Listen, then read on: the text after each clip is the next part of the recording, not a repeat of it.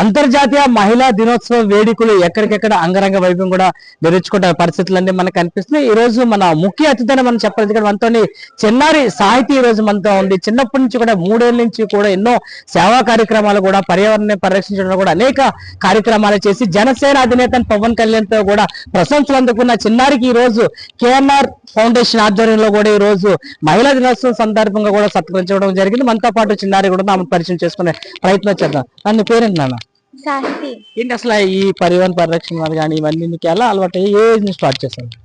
నేను చిన్నప్పటి నుంచి మొక్కలు పెంచుతాను. అవన్నీ ఆ పెద్ద పెద్ద వాళ్ళకి నేను ఇలా చేయాలనుకుంటున్నాను సార్. అంటే ఆ మొక్క కాస్ట్ తక్కువైనా అవి ఎక్కువ డబ్బులకి కొనుక్కునేవారు.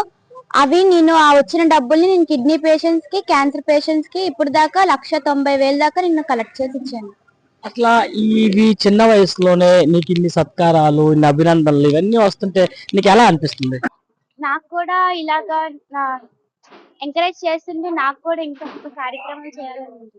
ఎలా నీకు ప్రోత్సాహం ఎవరు అసలు దీని మీద? అంటే పర్యావరణం పరిరక్షించాలని కానీ, ఈ మొక్కల మీద రక్షించుకోవడాలని కానీ, యానిమల్స్ కాపాడాలని అసలు నీకు స్ఫూర్తి ఎవరు అసలు? పేరెంట్స్ పేరెంట్స్ సపోర్ట్ చేస్తున్నారా?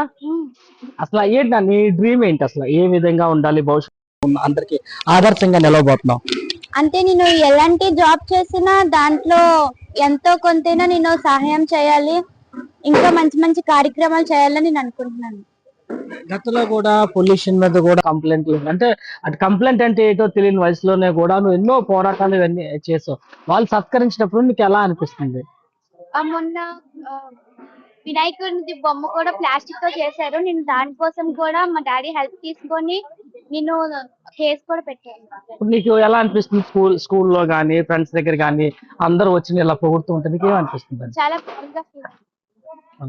ఇంకేం చేయాలనుకుంటున్నావు ఈ సొసైటీకి కానీ, నీతో ఉన్న చిన్నపిల్లలు కానీ అనుకుంటున్నావు?